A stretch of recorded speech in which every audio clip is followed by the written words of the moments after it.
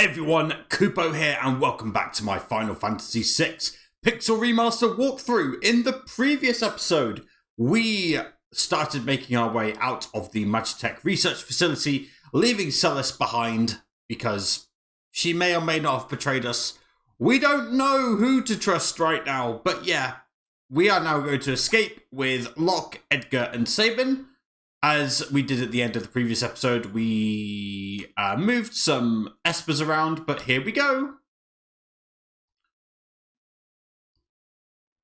Time for Sid to feel really bad about Celis and the fact that he experimented on her. Yeah, now you apologize for your mistakes. Okay, time for us to get out of here. Make like a banana and split. Okay, there are 5 encounters we can get here. And we want to get as many of the 4 small guys as possible. Because that's the one which is going to give us the most skill. Now, something to bear in mind as well is that there's only 2 new enemies here. However, it is perfectly possible to miss one or the other. But yeah, the purple Magnaroders have 420 HP and they're weak to fire. The red Magnaroders have 250 HP and are weak to ice. Now the problem becomes there are 5 of them.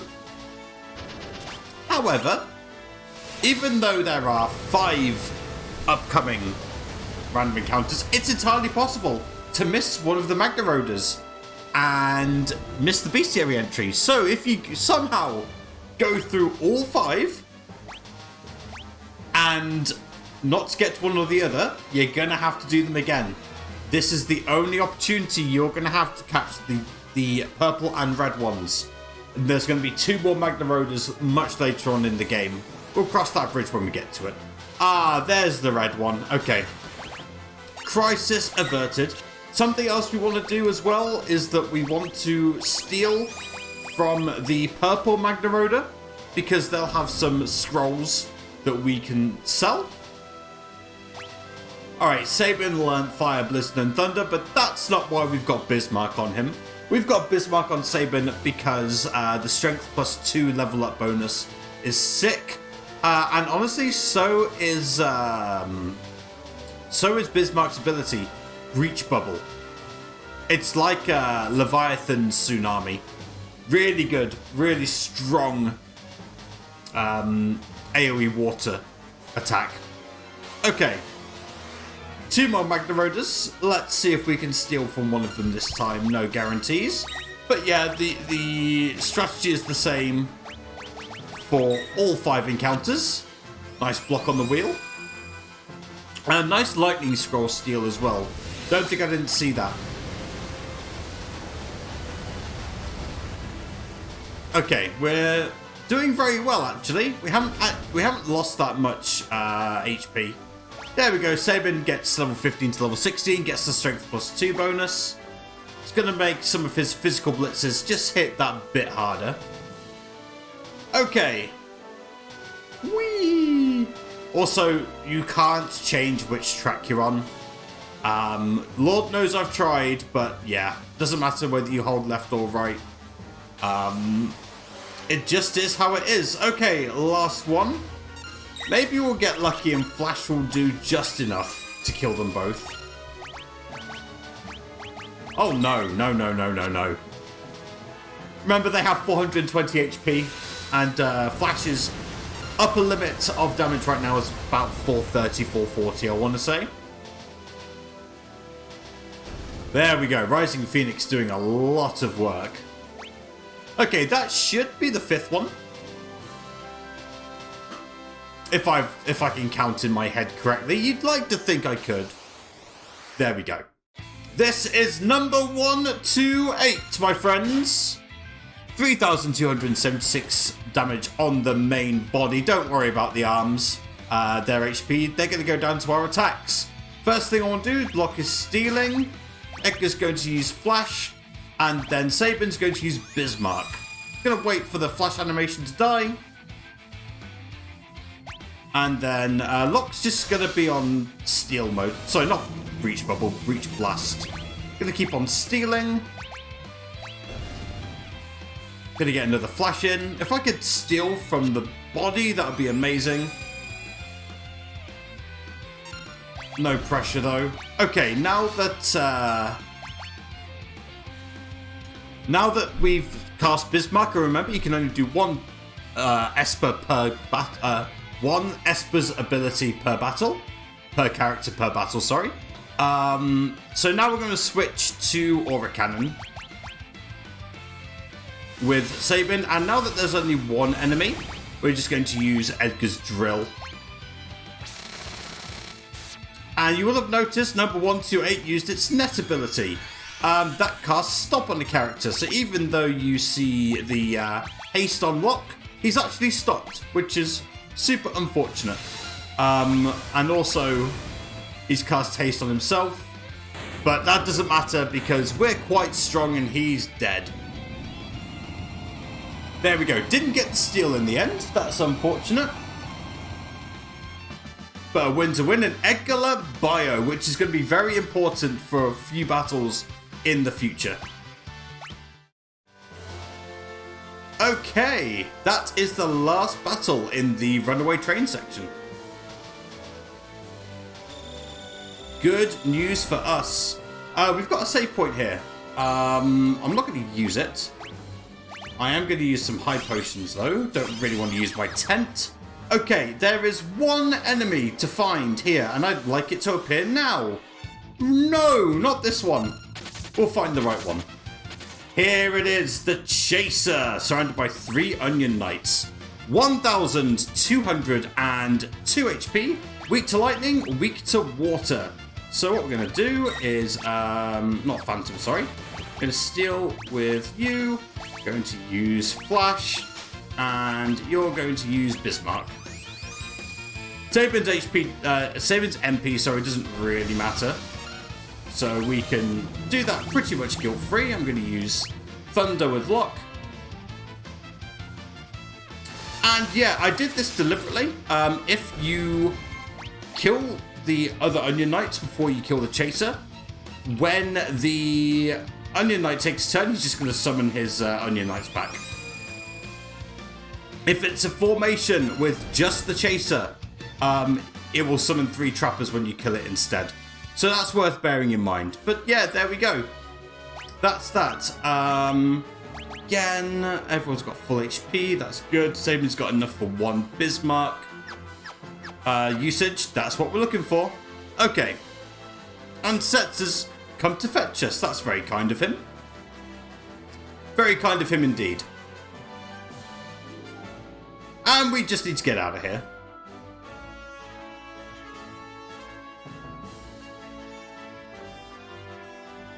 And Kefka is back in Vector. Back where the Emperor's Palace is, for lack of a better word. And we're away. We're definitely away.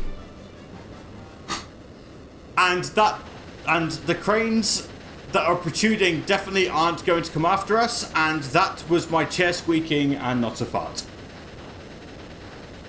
One of those statements is true. Okay, let's go. God, this chair is awful. It's going to get me in trouble one day. Okay, so turns out bit of a boss rush going on. We've just had the number 128. I'd consider the Chaser a mini boss. You've got these cranes and they pincer us as well. They're very scary. We're going to open with Locke using Phantom. Okay, we noticed the right one went first. So I'm going to deal as much damage to the right one as possible. I'm going to start by casting Bio on it. We use Phantom on Locke simply because the cranes have this rather nasty physical attack. And we want to avoid that as much as possible. As for the cranes themselves, the left one has 1800 HP, weak to water. The right one has 2300 HP, weak to lightning and water. So, now that we know that they're both weak to water, we're going to use Bismarck with Sabin. And Setzer has the slot command. You may be familiar with the slot command, similar to Kate Sith's slots in Final Fantasy VII. Okay, now that's happened, Locke's going to start attacking the one on the right, because that's the one that went first. And then Edgar is also going to use the drill to hit the one on the right. See? Nice physical attacks there, sir. Okay. Sabin's up next, and I want to use Aura Cannon. And there we go, the one on the right is dead. Going to use slots again. Ooh, nice Chocobop. But that's all she wrote. Like, this fight can get out of control very quickly, but opening with Locke's Phantom and Sabin's Bismarck can really save you a lot of trouble. But there we go. And we're going to get out of here. Bye-bye cranes, but where are we going to go next? Well, I know, but, you know, it's got to build suspense up somehow. Yeah, we're going to head back to Zozo and say hello to Terra. We did get 8 Espers from that Magitech Research Facility raid, which is great. It really unlocked some interesting strategies we can do. But there is one more that we are going to get in this episode. And it can take anywhere between 2 minutes and half an hour, depending on our luck. Depends entirely on how nice the game wants to be to us. But yeah, we're back. Terra's still white and pink. Unfortunate. And one of the Magicite's going to start glowing. And Terra's going to start glowing as well. Amazing. So yeah, Terra seems to just glow whenever she's near Espers. And one of the Espers that we've got is her father. Oh dear. So yeah, she was raised in the Esper world. Is it time for an origin story? It is, the Esper world.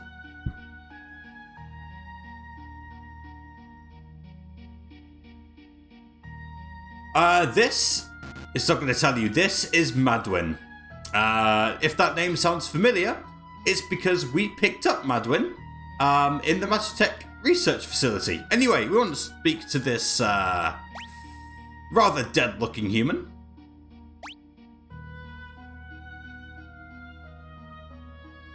I'm going to take her back to our place.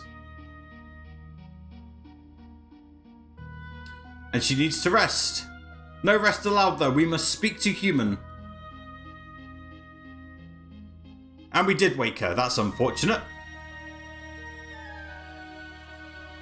Yep, I am an Esper, and I don't know what the pendant is. Some magical trinket of some time. So yeah, this woman's just wandered into the Esper world. And we don't know how she made it in. Maybe she'll never tell us. And it's Madeline, who's sick of the human world and definitely wasn't called Madonna in the SNES translation. Okay, so yeah, she was in a storm and then she wasn't in a storm. Humans and Espers can't coexist, hence the War of the Magi happened. But we don't know if we want to keep her here. Bad things could potentially happen. And she'll return to the homeworld tomorrow. And there's that blue dude who definitely heard us say that we're going to return her to the homeworld. Or someone will. Or we could say, no, don't return to the homeworld. I want you for myself. Yeah, you can definitely stay here. And it's time for humans and Espers to finally coexist. and very, very Bollywood-esque scene here. If you know Bollywood, you know what this kind of scene means.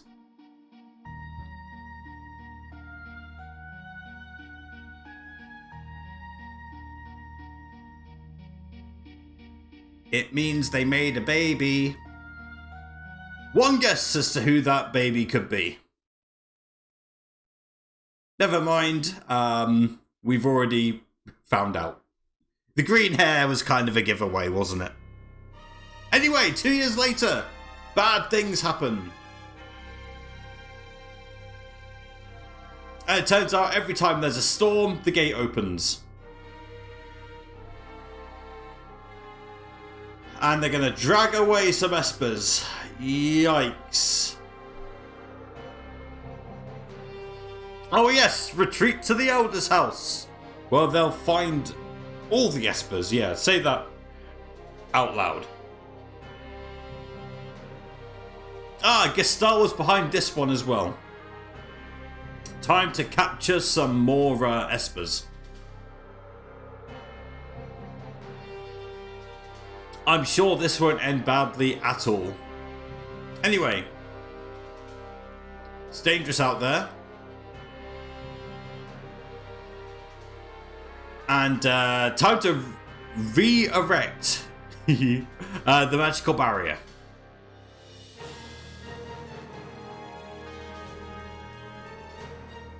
Turns out the Elder Esper is the only person who can do it, and he's gonna die. Amazing!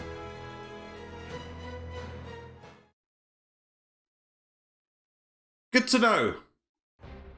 He's going to selflessly sacrifice himself.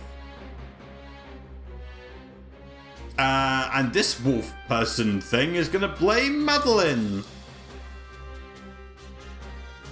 And the fairy that was originally guarding the door is just going to let Madeline walk past. Good job, fairy. You definitely haven't just doomed us all. Okay, eventually. Here we go.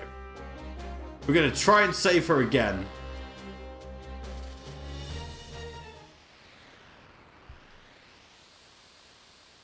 As the magical barrier sealing technique. Where's Madeline? Where's Terra? There we go. Time to drag them back in. Everything will be okay. God damn it, Terra. God damn it. Well, that's unfortunate.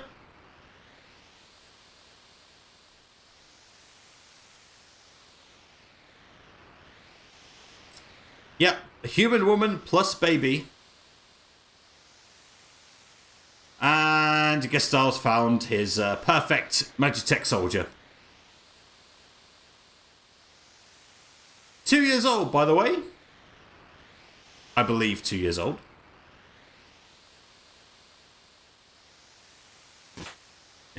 Oh no.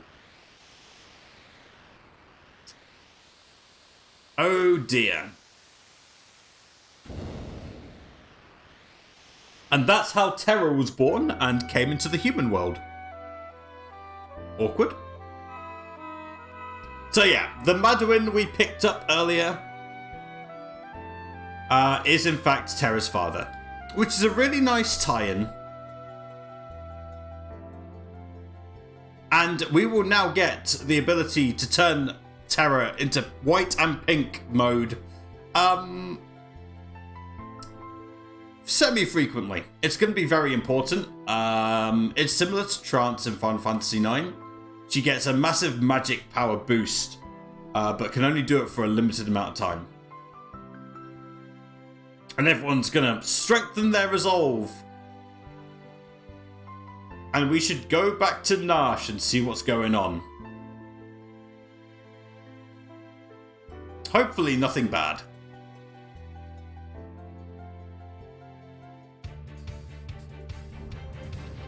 But before I do that, There's a couple of places I want to go.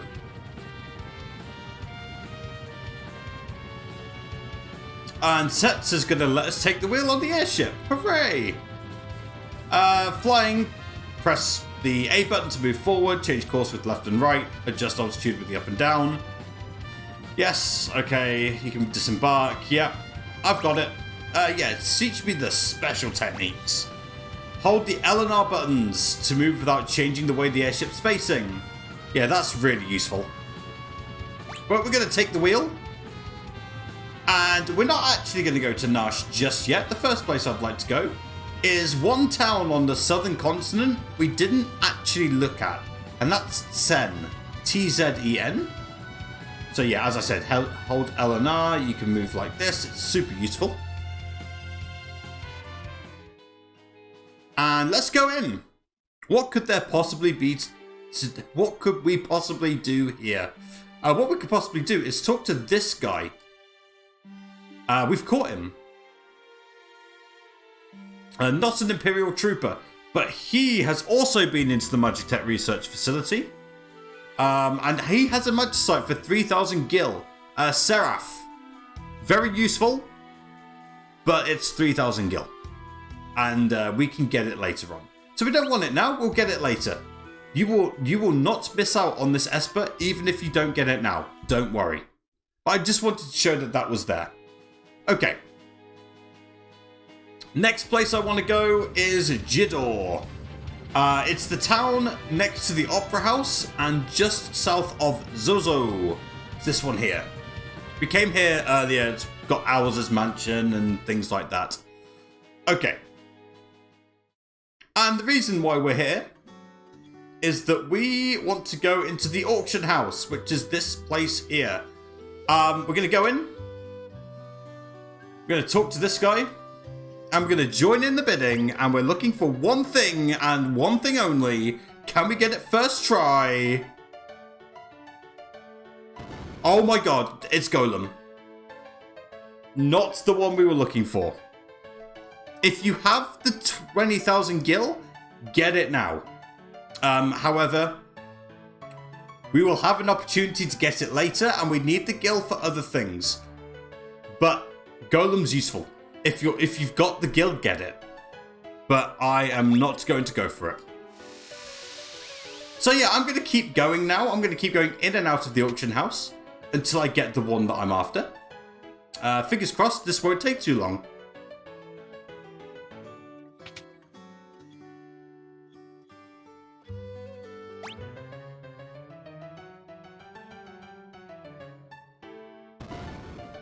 Oh my god, second try. I don't believe it. I don't believe it. This is Zona Seeker. It's amazing. And is the crux of our strategy. Yeah, we're going to bid for 7,000 gil. Wow, we're so lucky. So Golem has a 12.5% chance of showing up. Zona Seeker has a 6.25% chance of showing up. Despite being the cheaper Magicite. But Zona Seeker is amazing. For one reason, and one reason only. Zona Seeker. Grasp is okay. Osmos is okay. Shell is good. The Magic Shield to cast Shell on everyone is also okay. The level up for Magic plus 2 is busted. Magic in this game is busted. Zona Seeker is uber busted. So every level up we have on the person we equip it to will get an extra 2 magic power. Extra 2 magic, sorry, per level up. So now you understand why we've kept the levels low. Because we have a lot of levels to play with so that we can get people's magic super high. It's so good. I cannot tell you how amazing this Magicite is at this stage of the game. Okay, something else I want to do is I want to do a bit of party swapping. I am going to very quickly, I'm going to speak to Gal. Just so that I can bring people in. And I'm only going to make a party of 3. I'm going to bring in Locke, Terra, and Sabin. What level is Terra? She's 14 at the moment. That's fine. Okay, and then what I want to do is I want to unequip all members. Nice and easy. And then for Terra, I want to equip her with the Hermes sandals for haste and the sprint shoes. Easy. Okay. I'm gonna head back up. Oh yeah, and I also want to give Terra the Zona Seeker. Boom. She's gonna be our magic Juggernaut. Let's go with Juggernaut as a word. It's a nice big word. Okay, gonna make our way to Nash. If we can remember where it is. I'm just kidding, it's right here. No, it's not. Oh, god damn it, it's here. I always get lost on the main map.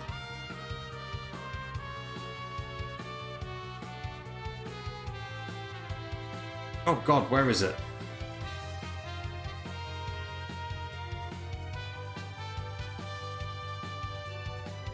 How have I got lost? Oh, here it is. You can all pretend that I got there first try. Please pretend I got there first try. It will make things a lot easier for us. Okay.